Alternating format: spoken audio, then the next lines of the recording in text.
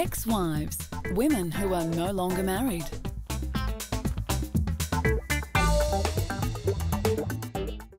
Having been married 3 times, Jane Fonda could be Hollywood's perennial ex-wife. Changing husbands as often as some people change clothes, Jane is one of Hollywood's most controversial stars, and many of her most fascinating roles have been played off-screen. As an exercise guru and political activist, it's easy to see why the men love Jane. You're so vain. I bet you think this song is about you. Oh no, Jane. You're so vain. I bet you think this song is about you. Oh, don't you, don't you, don't you. Solidifying her star status in the office politics comedy 9 to 5 with Lily Tomlin and Dolly Parton, Jane's character was re-entering the workforce after a divorce had devastated both her finances and self-confidence.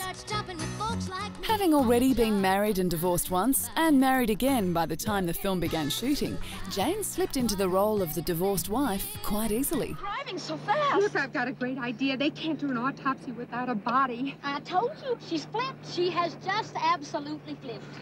Where is the body? In the trunk. Look, all we've got to do is get some cement blocks, chain him to his feet, and pitch him off the end of the pier. No one will ever know. A keen feminist now, Jane has said that despite her Oscar-winning success in the movies, money and fame, she took the back seat in all 3 of her marriages and regretted it. Behind the closed doors of my marriages, I would give up my power in order to please the man I was with. I would silence my own voice in order to be acceptable to my man. It took me 60 years to realize that although I was a feminist in my head, that I didn't embody feminism because my whole life was about pleasing men. Jane's first husband was French film director Roger Vadim, who had been married to Brigitte Bardot. He attempted to turn Jane into a Bardot-esque sex symbol in 1968's Barbarella.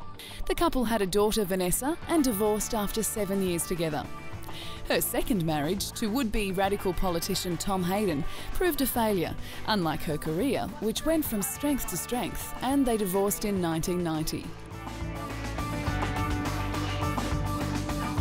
Jane's third husband was billionaire media mogul Ted Turner. After 10 years of marriage, the couple announced they were divorcing, with media reports speculating that Jane blamed Ted for neglecting her in favour of his business interests, and that Ted was against Jane's religious conversion. While this Oscar winner's career spans several decades, she's rejected many scripts since she left the bright lights of Hollywood behind in 1991. But with Monster-in-Law, she found the material compelling enough to re-enter the acting game. Rid me of my negative karma. For her role as the mother-in-law from hell, Jane reflected upon her own personal experiences, and it was Ted's personality that she drew on to create the character.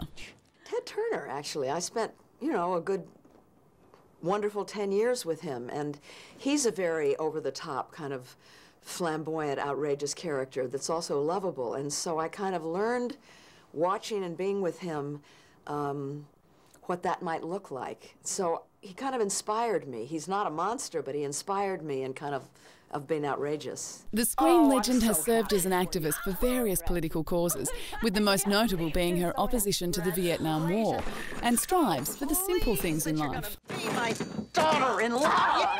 Achieve peace. Like to help achieve peace and a little bit of equity in the world, and help raise my grandchildren to be the best people they can, and I'd like to make a few more kick-ass movies. One of Hollywood's most complex superstars, this 3-time ex-wife has provided an iconic image for each decade since the 60s. And she willingly tells all in her memoir, My Life So Far, including private details about her 3 famous husbands and their lives together.